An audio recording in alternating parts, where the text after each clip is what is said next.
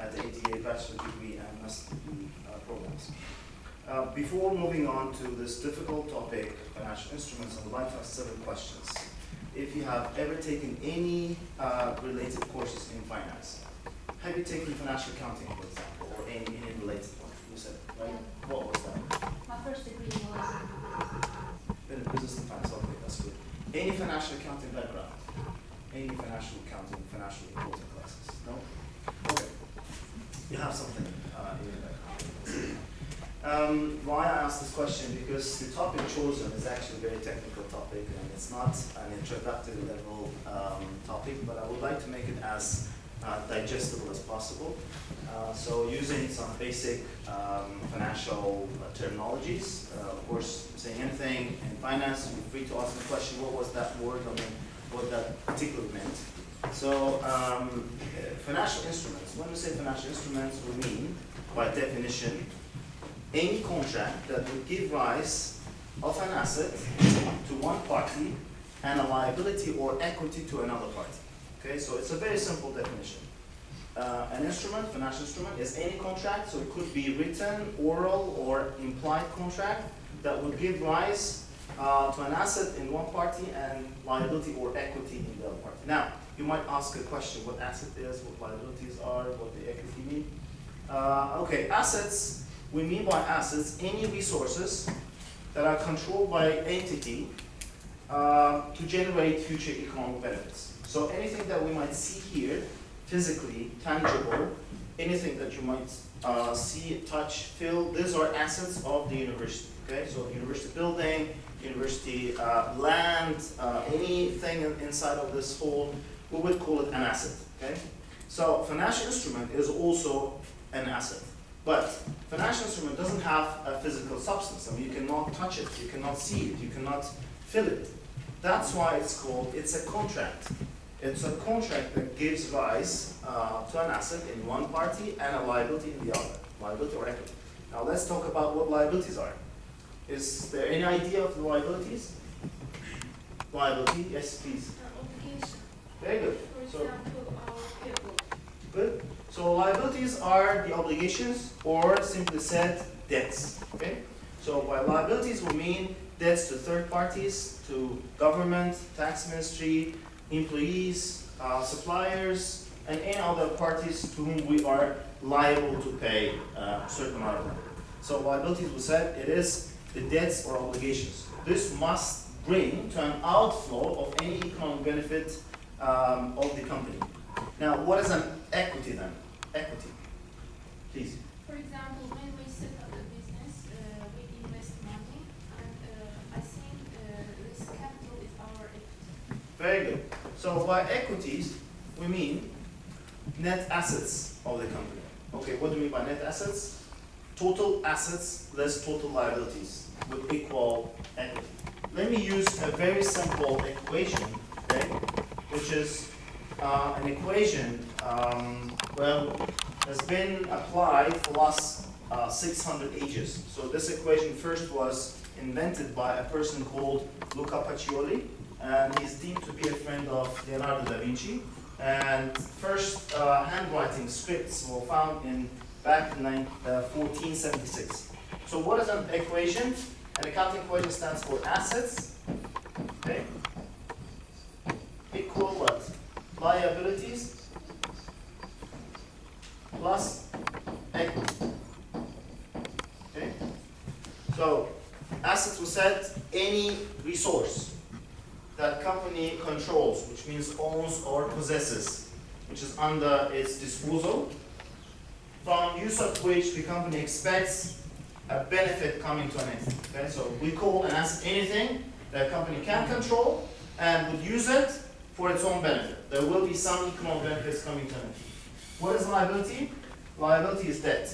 Okay, and equity, a simple mathematical calculation would give us assets less liabilities, okay, equal equity.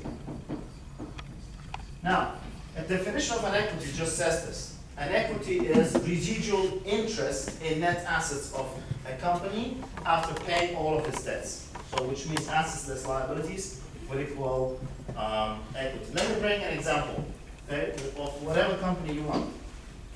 Which company do you like? Apple, for example. Okay, let's talk about Apple. Now, if we look into the financial statement for Apple, we might see the assets from one side. From the other side, well, you would not see an equal sign, but I mean, it's implied that there will be some liabilities, liabilities, and there will be equity. Okay?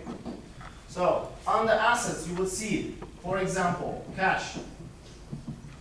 Cash is one of the financial instruments or financial assets. Okay? You might have, let's say, receivables, hypothetical figure, okay, but assets worth much more than that amount. Let's say billion, right? 10 billions of dollars. Now, this same amount in total must give the sum of these two values, which means you have 10 billion US dollars. Okay? So, now if you look into the balance sheet, what is balance sheet? It's a statement of financial position where you can see these three components. You can see these elements. Like the balance sheet is the old name, but the current name is statement of financial position. So it's the statement which shows what the company has and how much of this shown belongs to the company, how much belongs to others. Now let's say that out of this, let's just divide it randomly. Let's take, let's say, 7 billion, right, of this amount. Let me put K here just to imply thousands. And 3 billion, okay, is equity. Now, you can tell me how much of this $10 billion of the Apple's total assets belong to owners of Apple?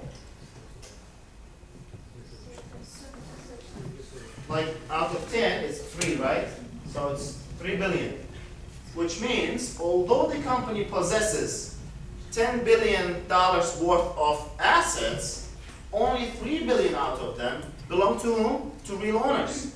So the rest, 7 billion, belongs to others. Who are they? Who are those others?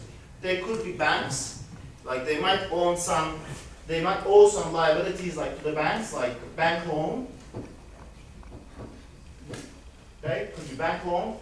Part of it could be trade payables, trade payables. Okay, which means they have bought some goods or services and they haven't paid for them yet. Taxes payable, and etc. Okay. Now on the equity, what kind of items we can see on the equity? On the equity, we might see, let's say, share capital. Okay. We might see share premium account. Yes, very good. Retained earnings. We might have, let's say, revaluation surplus, and whatever. So anything we might see on the equity could be either share capital, could be share premium account, retained earnings, some reserve accounts, any general reserve or evaluation reserve. Okay, that's fine. Why I decided to show you this equation? Because whatever I'm going to talk afterwards will immediately have an impact on your financial statements. Okay, agreed? Any questions? Please. What's the second one under equity? SP. This is share premium account. Share premium. It means, like, this is what we're going to talk about later. Okay, any other questions? Please bear this question in mind. If I'm not covering this, just remind me about this. Nice. Let's talk about now financial instruments. Financial instruments. Financial instruments would be, again, divided into three major categories. One, BMW, whatever the companies you can name. Now, if you want to invest into any company, you would have to pay cash. And assume you have your own financial statement of financial position, a balance sheet. Where would you show your investment? Under which category would you show this? Under assets, under liabilities, or under equity? If you have paid money and acquired, let's say, shares of any company, let's assume that this is share of any company. Okay? Would it be under assets? Definitely. Why? Because you paid money to get some rights, on receiving future benefits out of it. So an asset, we said, is a resource that will bring you in the future some economic benefits. Now, very good. So your investments would be under your assets. Another question is, okay, investments might be again of two types. What did I buy? Did I buy real share in a company, or I bought a bond or debenture or loan note? I mean, we need to look into the substance of the transaction. If you have ever heard about IFRS, International Financial Reporting Standards, IFRS requires to recognize any transaction, whatever the transaction is, a purchase of equipment or sale transaction, investment transaction, anything to consider, not looking at its legal form, how it's been arranged, what the name is, and what's written in the contract. No, you need to look into its real economic substance. I mean, what is actually implied by the contract, okay? So, you might think that you are buying a share of a company, but at the end of the day, you would find that you are not the owner of the company. You have actually bought something with, and I'm gonna give him this piece of paper, signing there and saying that I owe you $10,000. You will receive 10% annual interest. We got the deal. Okay, this paper is yours. I got my $10,000. Now, and I call it shares. Assume I call it shares. Will Mustafa have a right to net assets of my company? No. What does he have? What kind of rights he has? He would just have a right to collect his cash, okay, and get his interest. So it's not a share, it's not a real ownership. But what if I give him another paper and tell him that you pay me the same amount of money, $10,000, I'm not going to pay you any interest at the end, but once the company makes profits and we make a decision that you are entitled to get any dividends, you will be able to get your cash, okay? But it's not going to be on an annual basis. It's not going to be fixed. It will be on a random basis, depending on the profitability of the company. So he pays me $10,000, and I get money. I give him the shares. So does the share imply that he gave me a debt? No. He became an owner of the company, or he is part of owners. Okay, it's one of the owners of the company. Please come in, yes. So, now, we need to be able to segregate between two differences. One is debt instrument, the other is equity instrument. Okay?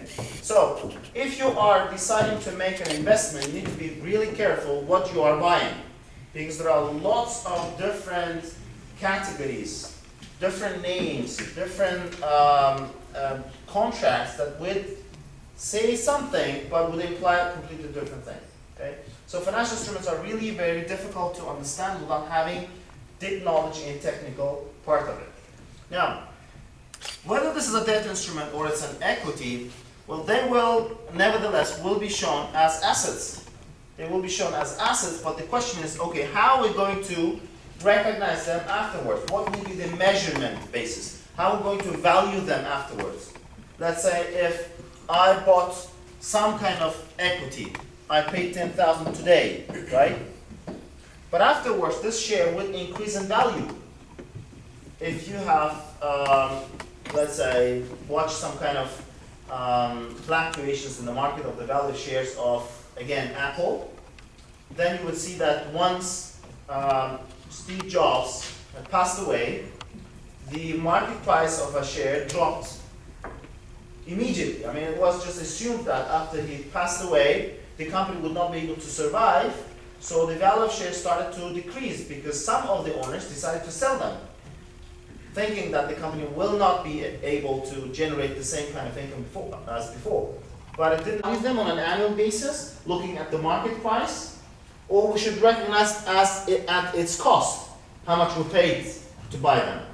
So it's a question of actually accounting measurement. And IFRS 9, there is a particular standard, International Financial Reporting Standard, number 9, requires that equity instruments, this is an equity instrument, if I bought shares of the other company, equity instruments must be valued at fair value, which means at their market value.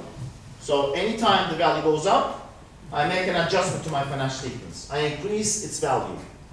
Anytime it goes down, I make an adjustment, I decrease its value. Okay?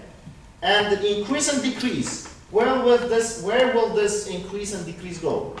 The share which we bought will increase our profits. Any decrease in the value of the shares will cause us to have a loss. Okay? Well, too technical, I know. Well, fine. Let's look at the other thing. Let's assume that we are not buying shares, but we are selling shares. So on the asset part, we show what if we buy, we make investments. But how about issuing shares? Like someone wants to buy our shares and we issue shares. Now it means that on this part, we receive some cash, which means cash will be paid to us, whatever the amount. From the other part, in order to have this equality, we said that this is an equation and would always have to equal. So on that part, we'll also have the same amount. Okay? Now, coming back to the same question, to the same example, that I issue a piece of paper and write on it that it's common shares. Common shares. Do you know what common shares are? Sometimes called ordinary shares, common shares. These shares are the only shares that really provide an ownership right.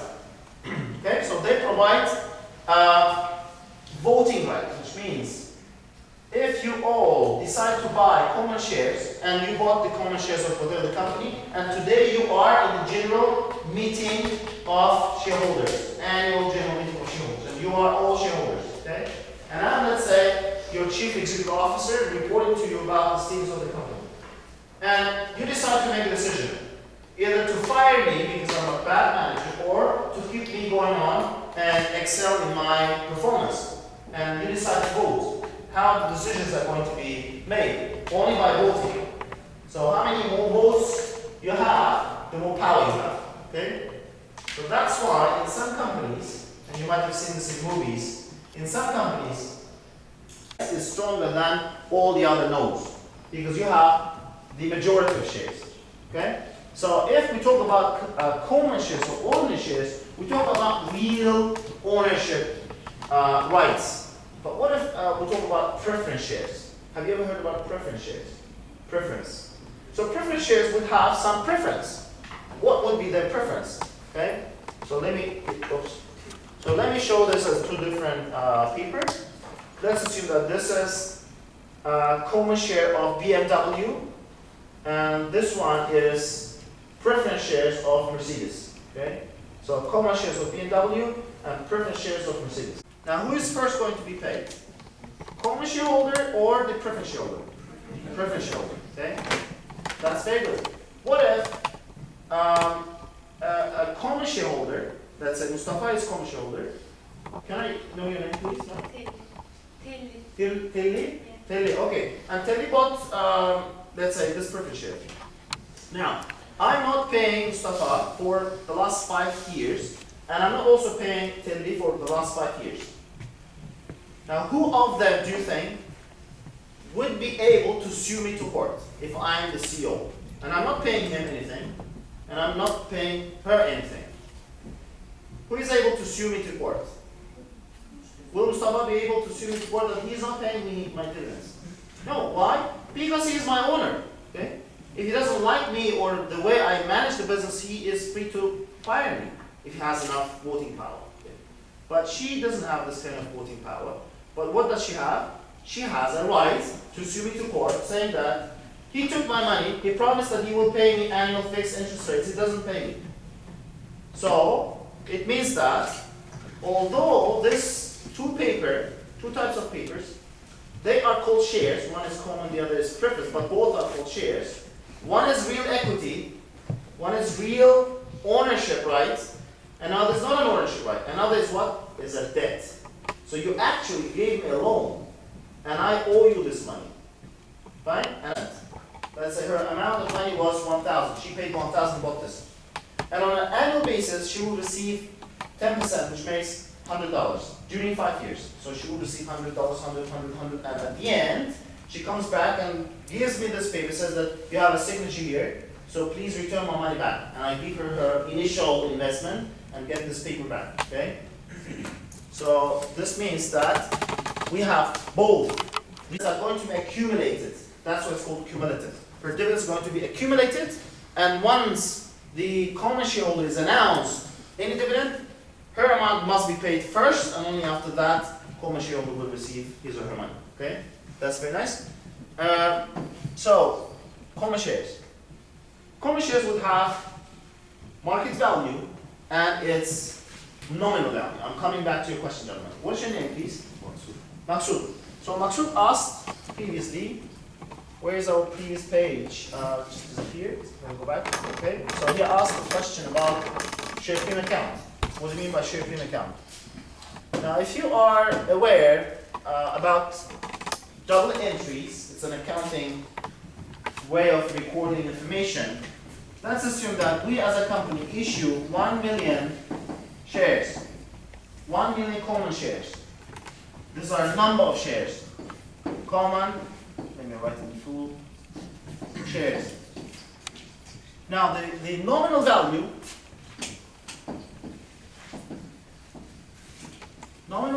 is the years of the independence. We had other manat, right?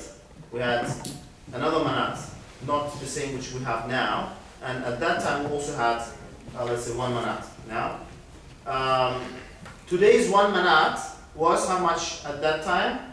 5,000 manats, right? So today's 1 manat equal 5,000 manats at that time. If someone has this 5,000 manats at home, can you take this 5,000, because it's really 5,000, go to a bank and say that I want to open a bank account, I don't know what it means, cash, $1 million, it's an increase in my assets. Okay? And from the other side you would have credit, it would go to share capital account. Now if you issued at nominal value, but if you issued at market price, then the value here would be by 500,000 more, right? So the value here would be 1,500,000. Now in order to have a balance between assets, this is an asset, and your equity, then you need to also have another 500, but written where? In share premium account. So share premium is an extra value over the nominal value of a share. So nominal value is $1, and the premium is anything extra that you require the buyer to pay. Okay, agreed? Fine. Any question? Okay. Excuse me, nominal value is most of the time useless, so, because, as you said, 5,000 manats previously, it Yeah. told nothing about current value, so why would we need nominal value? Very good question, nice. We need nominal value to be able to have a good basis for calculation of a number of shares or number of shares. We might issue first initially some shares at nominal value, $1, and later on when company becomes profitable, when company really becomes worthy company, then you want to issue additional shares in order to get some other cash and invest into your business. Now, next time when you issue new shares, you would not issue at nominal value, you would issue at market price. So this account would still be there, and anything extra new shares would be issued, would be recorded on that account, and that will help us to identify how many shares we have at any date. Is it possible for market price to be less than nominal? Maybe yes, but it should be in cases when the company is almost bankrupt. I mean, it means that the company's assets, they are not worth of what their capital is, which means their equation, if I go back to my equation, the first equation we wrote here, it means, let's say, we had $10 billion of total assets, $7 billion of which your liability, right? And your equity is $3 billion. Now, when would your let's assume that you have $3 billion and this is $1 is a nominal share. You have 3 billion units, 3 billion shares multiplied by $1 gives you $3 billion. Now, what if your losses, I mean, you have so much of loss. You made business for many years and you have losses, which is routine earning, right? And this figure would be with a negative figure. It would be with a negative figure. Now, how much would that be? Let's say your loss is 4 billion. Okay? So your loss exceeds your initial investment.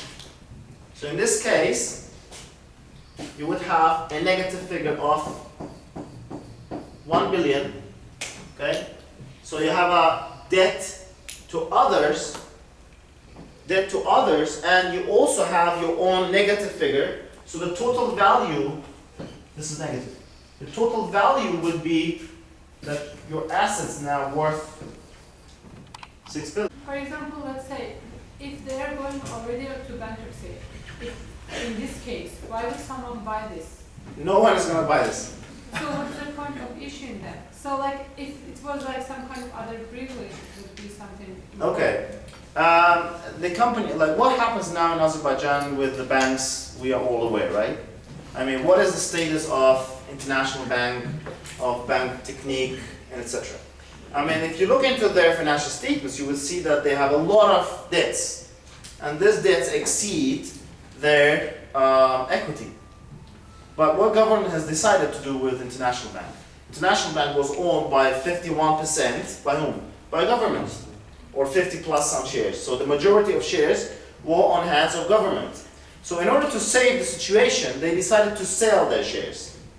To sell their shares to private owners. So they would not sell them at the nominal value, and they would try to sell it at a higher price because they're not only selling shares, but they're also giving the controlling power. Someone buying it will have majority of voting rights and will have a privilege to govern the company, to manage the company. Okay? So if there is a kind of an opportunity for some investor who thinks that, okay, this is a loss-making entity, but I'm ready to invest money and to bring it up, I can turn things upside down or twist it out and bring the company to profitability. So it's a matter of risk. Who is ready to take the risk, that person pays for the controlling shares. Okay. Isn't there any other way to help to the bank besides of selling the shares? Yeah. Okay, maybe yes. The company might issue new shares. New shares means that the company, like the previous owners, would not sell their shares, but they will issue new shares. And by issuing new shares, they will get more money. They will have new investors, they will have new shareholders, and the bank, if we talk about the bank, and the bank will get extra money to try to pay its debts and continue working and making profits out of its operations. Isn't that what they were trying to do? They actually didn't disclose how they would do it, but what the public information was saying, that they are selling their shares. They're selling shares from, the government is selling their own shares to public. I mean, this is what I understood, okay? So there was no any detailed description of what the strategy yet. Please. So I have another question regarding to shares. So up to how much percent of the company can issue a share? Oh, there's no any kind of limit for that, and there's no any kind of restrictions. No standard with government that's saying that you cannot issue more than this amount. So it's just up to the company itself. How much shares they want to issue, how many shares and what the value of the share would be. But how government controls it? Maybe its assets 1 million, but it makes 5 million. Very good. The government has nothing to do with the commercial entities. The government creates some environment for the commercial entities to participate in the market. Who actually governs that? It's not government, it is the stock exchange. It's the stock market where your shares would have some value. Okay? Now let me bring you information about Facebook. We know all what Facebook is, right? And everyone has a Facebook account, almost. Do you know that Facebook, until very recently, several years ago, was not a share company, like a stock company. Their stocks were not openly traded. And the owners of Facebook, one of whom is Mark Zuckerberg, he was the actually owner of a partnership. Like there were 2 or 3 partners, I don't know how many there are. I think there are 2 partners, and they own this business. But since the business had grown so large that their turnover turned to be counted in billions of dollars, now it turned into a real interest of public. Now how much are they earning? Why they are not publicly traded? Why they are not open entity? Why do we not see their financial statements? And since they caused or helped some of the countries in the Middle East to have revolutions, this is official information that Facebook was one of the active reasons why we had Arab Spring in some countries. Like several years ago we had clashes of the governments in those countries. So Facebook caused youngsters to go to streets. So this was a pressure to the Facebook that you must disclose your information by who you are. And Facebook first made its first IPO, which is initial public offering. Do you know how much they were valued first time? How much was their value? You asked the question that how government controls this. I mean, government doesn't control it. But I think when you want to publish these debt papers, first you have to go to stock exchange and they allow you to take a loan from them. Oh, sure. I mean, the value of the shares are not managed or controlled or arranged by the government. Government doesn't set a price for a value of a share. It's a matter of a market that would govern it. Do you remember in the beginning of 90s, after the Soviet Union collapsed, the government has given, at that time gave the vouchers. Do you remember that? Checks, they were called checks, vouchers, something. What it actually implied? That any citizen would have a right to participate in the privatization process, which means every citizen would have a chance to buy shares of entities, because before the independence time, we had no private entities. All the entities were governmental. So to make the economy grow, government decided to privatize. Now let me ask another question. They were given for free, right?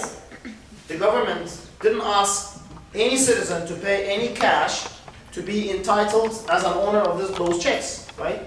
But do you remember that they were bought and sold in the market? They were sold in an open market. There was not any stock exchange at the time, right? There was not any official stock exchange, but there was an open market. We've seen people standing next to the metro station and holding this on their hands and saying that today it's this much. Now who governed that? At that time in the 90s, market. So it was a matter of invisible market. We didn't know who was managing it.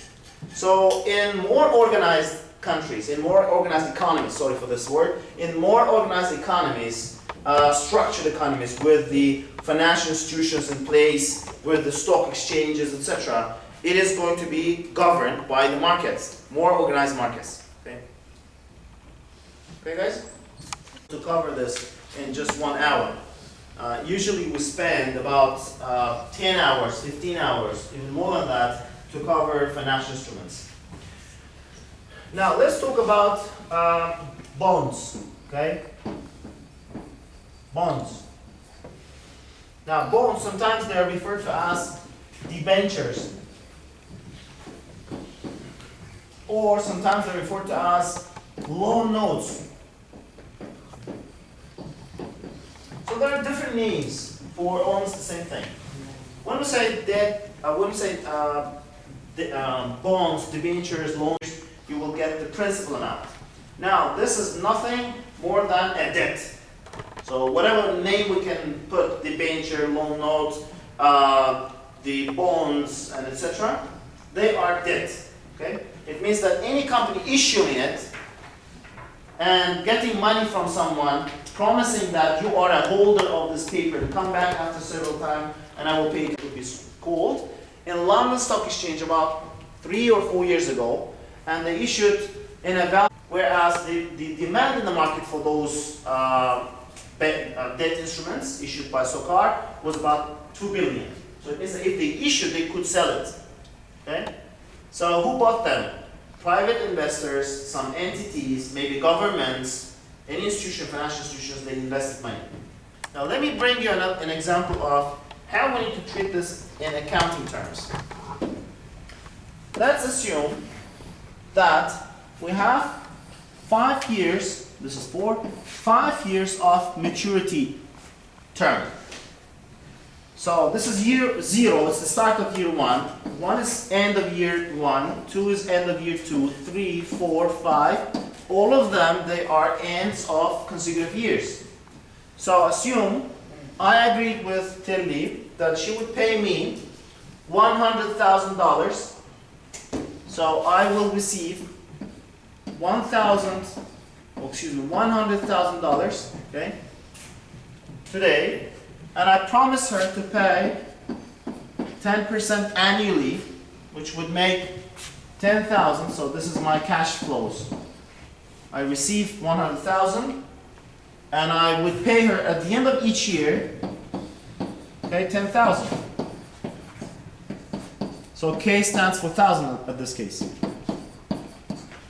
Now, and on the maturity date is the date when I need to $160,000. Okay? So, can you tell me please, looking at these numbers, anyone, how much in percentages, like percentage-wise, how much interest would she earn on an annual basis? Do you consider this 10% or more or less? I'm supposed to calculate their presentation. Oh, very good. Maybe we have an expert here. Okay. Just look at the numbers. I mean, what I said, she paid me $100,000. I promise her that I will pay her 10% annually, which makes 10,000 out of initial amount, right? And keep on doing this until year 5, and at year 5 I will pay her interest, annual interest, and will return initial principal amount with a premium, which means not 100, but I would return 150,000. And we agreed beforehand that I will return her 150,000. Doesn't she make this difference also? She makes it. She earns not only this amount, which totals 50,000, but she also makes an effective interest rate. Okay? Do you know what effective interest rate is? Effective interest rate is an interest rate which would be applied on a balance of a debt, which would bring you, it's easy to find it on Excel. So it's just a cash flow constructed. Click on the function button, click on IRR, internal rate of return. You will have a new effective interest rate is 17%, which means her real earning is not 10%, it's 17%. And my interest expense, and I would show here my cash outflows, how much I do really pay her. I pay her 10,000 on an annual basis. Okay? So this is opening balance. End of year 5 equal 150. 107. 17% of 107 is 18,000 of 50,000 extra, 150, okay? Now, my question was, how much does she really earn in reality? She doesn't earn 10%, which means this 10 plus this 10 gives you 20.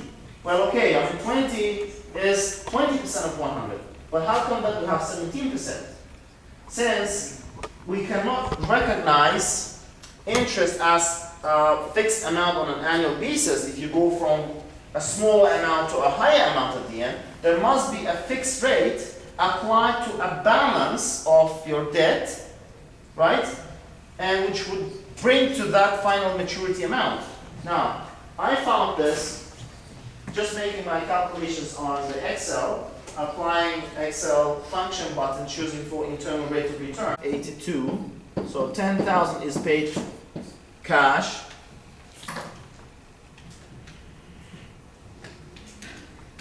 So my balance is growing, right? So my balance is growing. It was 100, now it's 120. And last amount, well, the amount must equal 150. There will be some rounding error, okay? There will be some rounding error because the interest rate 49, something like this, okay? So it's just a matter of rounding because interest is not 17 exactly, it's 17.8. Must equal what? This 50 plus another 50 must give me 100,000. Okay? Right? So you have distributed this extra 50,000 during the years. 17, 18, 19, 21, 23. So if you add them up, it must give you 100, which means 5 times by 10, and at the end you get extra 50 over your principal amount. I know it's really difficult, not easy. If you have any questions regarding this calculation. Can I just call it annuity? Annuity? Oh, this one is annuity. This one is annuity. Like annually, you really get an amount of money which will have in itself both principal amount and its interest. But in this example, we've seen the principal amount was only returned at the end of year 5. So guys, financial instruments, sometimes they might be really boring, but they are useful. And they are useful, of course, for those who are interested to operate in stock markets, to work for financial institutions. If you want to get, let's say, qualified as a finance person, and I would advise you if you want to qualifications. There's CIMA, there's CFA, there's CPA, so they are financial qualifications. And by attending MBA classes, whether they are executive MBA or they are regular MBA classes, you will have quite enough depth of knowledge in those financial instruments. But if to make it more technical, of course, MBA doesn't give you a technical depth in separate subjects. If you go to depth of each of the subjects, you can take some qualifications. Okay, there are professional qualifications as CIMA, CFA, CIA, or whatever those qualifications might stand for. Okay, any questions? Thank you very much. If you don't have questions, it was my pleasure delivering this lecture. Okay.